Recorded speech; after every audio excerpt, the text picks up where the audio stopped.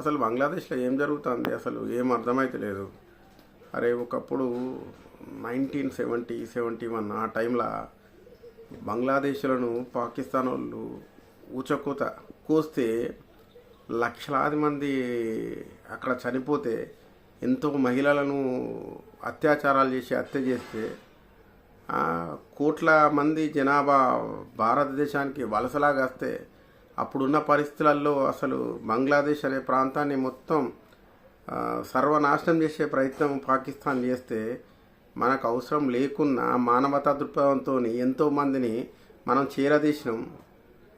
తర్వాత వాళ్ళ కోసం మనం పాకిస్తాన్తో కొట్లాడి ఎంతోమంది సైన్యాన్ని కోల్పోయి వాళ్ళకు స్వాతంత్రాన్ని తీసుకొస్తే, ఈరోజు ఆ దేశంలో మనం చేసిన సహాయాన్ని మర్చిపోయి అక్కడున్న హిందువులను హింసిస్తాళ్ళు. కేంద్ర ప్రభుత్వం ఉపేక్షించద్దు, ఏదైతే అదైతే తర్వాత ముందుగాల మాత్రం అక్కడ ఉన్న వాళ్ళను మనం కాపాడుకోవాలి.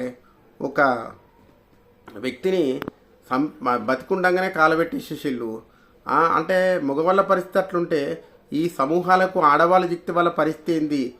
తర్వాత ఏదైతుంది కానీ ముందుగాల మనం సైనిక చర్య తీసుకుంటామా, ఇంకెటువంటి చర్య తీసుకుంటామా, తొందరగా తీసుకోకుంటే అక్కడ ఉన్న ఎంతోమంది హిందూ సోదరుమణులు చాలా ఇబ్బందికరమైన పరిస్థితి ఉంటుంది.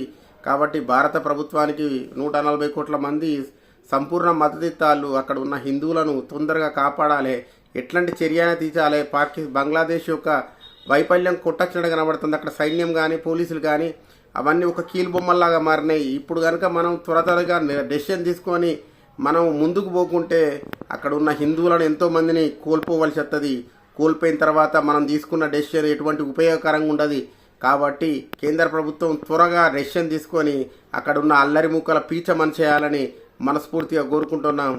జై హింద్, జై భారత్.